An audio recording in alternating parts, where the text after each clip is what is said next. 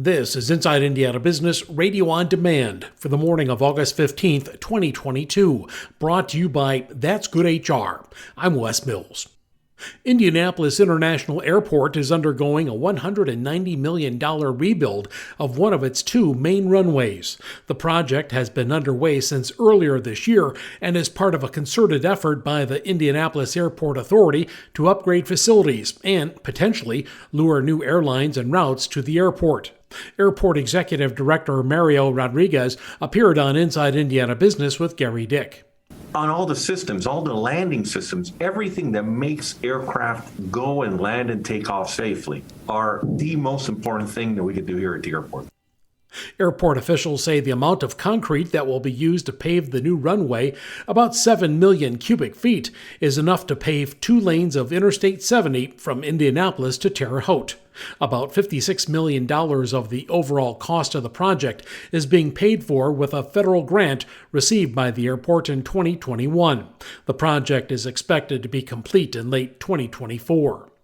Indiana's Living History Museum, Conner Prairie in Fishers, is about to undergo major changes. The organization unveiled plans Friday for $24 million in new capital projects that museum officials say will provide a, quote, more complete look at history. The projects will be funded in part with $15 million in private donations to the Prairie Pathways campaign. The museum continues to seek donations and partnerships to cover the remainder of the campaign. Elkhart Community Schools is hoping to fill its teaching ranks by doubling substitute pay. Retired teachers looking to get back into the classroom will earn $300 a day, up from $145. And if a retired Elkhart teacher takes the job, they'll earn $350 for a full day's work. Still to come, booming farmland prices. Inside Indiana Business Radio on Demand is brought to you by That's Good HR. With one call to That's Good HR, your hiring challenge is solved. It's that simple. That's Good HR is the secret ingredient to strategic staffing. Have an HR, accounting, administrative, or customer service position to fill? Trust That's Good HR to make a match that's good for everyone, whether temp to hire, or a direct hire placement. For 22 years, That's Good HR has been handpicking employees and employers through a highly personal and authentic approach that delivers long-term results. Visit that'sgoodhr.com. Remember, the match matters. IBJ Media delivers business news covering central Indiana and the entire state. The Indianapolis Business Journal and Inside Indiana Business are now part of the same family. Look to the IBJ for in-depth coverage of central Indiana's business community and tap into Inside Indiana Business for stories that extend throughout Indiana. 2 resources, unlimited business insights that help you stay informed and get ahead. Learn more at ibj.com and insideindianabusiness.com.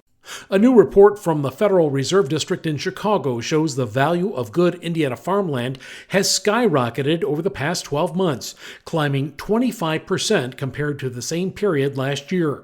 Sheridan-based United Animal Health has long been a leader in animal nutrition, and now it's diversifying its operation with growth into livestock vaccines. The company recently made a strategic investment in GenVax Technologies, a startup animal vaccine company in Iowa. United Animal Health Senior Vice President of Research, Scott Holstrom, says GenVax has developed cutting-edge technology to protect the nation's livestock. This particular technology enables us an innovation cycle that I believe is just simply unprecedented to what's available today and something that we're excited about. GenVax says the funding moves the company toward USDA and international regulatory approval of its vaccines in anticipation of any foreign animal disease outbreaks. One of the largest senior living communities in Northwest Indiana is planning to close its nursing home. Our partners at the Times of Northwest Indiana report Wittenberg Village in Crown Point will close its skilled nursing building on October 11th, citing the impact of the COVID-19 pandemic, labor shortages, and inflation.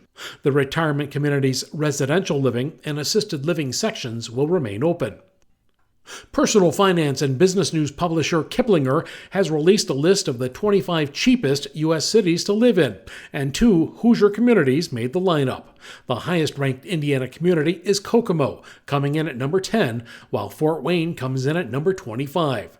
The company analyzed the living expenses of 267 urban communities with a population of at least 50,000 people.